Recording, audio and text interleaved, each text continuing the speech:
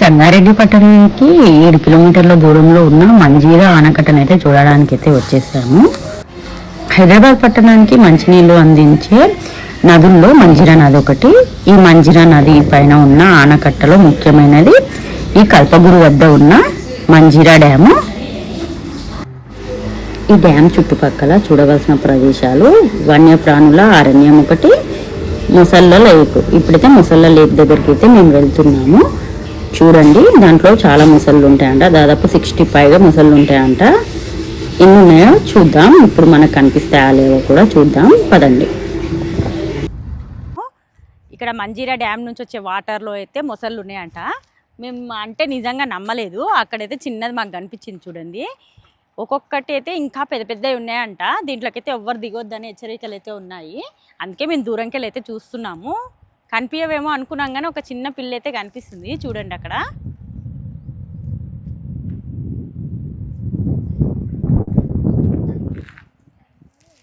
మేము చిన్న ఉన్నప్పుడైతే ఈ మంజీరా వాటర్ గురించి అయితే ఎన్నో పాటలు పడేవాళ్ళము. ఒక్కొక్క క్యాన్ 10 రూపాయలు పెట్టేసి సిటీ నుండి తెచ్చిచ్చేవారు మాకైతే.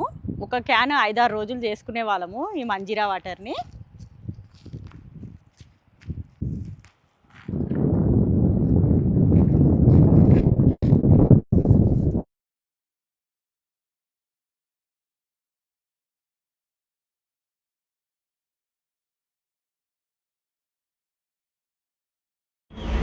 మొత్తానికి అయితే డ్యామ్ దగ్గరికి అయితే చేరుకున్నాము.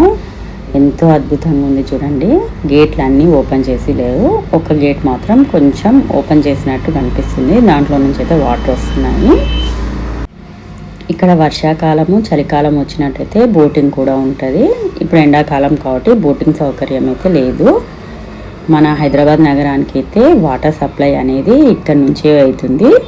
పెద్ద పెద్ద పైప్ లైన్స్ అయితే మనకు చూస్తే కనిపిస్తాయి, అటు పక్కన ఉన్నాయి. కానీ అక్కడికి వెళ్ళనిస్తలేరు, నిర్దేశిత ప్రాంతంగా డిక్లేర్ చేశారు, అందువల్ల అక్కడికి వెళ్ళనిస్తలేరు. అందుకే మేము ఓన్లీ డ్యామ్ చూసేసి అయితే వెనుకకు వచ్చేసాము. పర్యాటకులు కూడా చాలా తక్కువ మంది వచ్చారు. కొంతమంది అయితే చేపలు పడుతున్నారు, కొందరైతే వాటర్లో దిగి ఎంజాయ్ చేస్తున్నారు.